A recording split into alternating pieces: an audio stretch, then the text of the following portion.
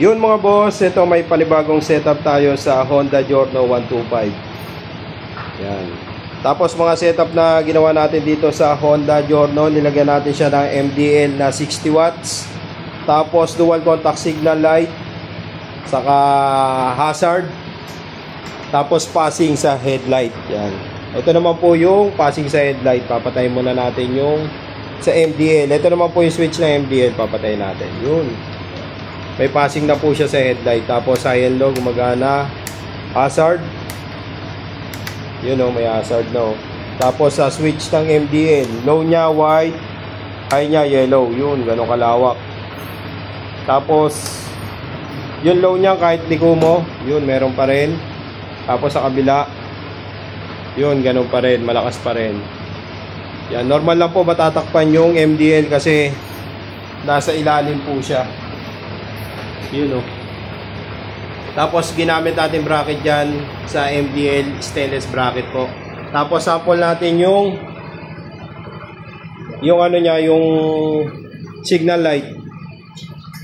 Yan, signal light niya, kabila nakasignal, kabila steady, kabila yung kabila steady, kabila sumisignal. Tapos sa ilaw niya, low ng ilaw, yung puti, tapos sa niya dilaw. Tapos sa busina niya, yung busina niya, PIA horn, pwede mo siya ibalik sa stock. Yun. Pero wala tayong ginamit na switch dito sa motor. Bali, ang pagpapalit natin, nakakontrol po yan. Pagka gusto mo siya ibalik sa stock, yan, sa PIA horn, pwede mo siya ibalik sa stock. Yan, wala tayong ginamit na switch dito. Yung mismong may-ari lang po nakakaalam ng switch na ginagawa natin. Tapos ito naman yung passing, hazard, tapos switch ng MDL. Yan. Ganyan po kalinis yung gawa natin sa Honda Giorno 125. Tapos lahat ng busina niya nandito sa ibabaw. Para pagka nagpa-carwash ka, hindi po mababasa sa kahit umulan. Yan, sa mga gusto magpa-setup ng ganito sa Honda Giorno, yan, kung ganyan kalinis ang hanap nyo, wala tayong binabang fender, stock pa rin. Tapos lahat ng wiring natin nakahinang, nakaayos.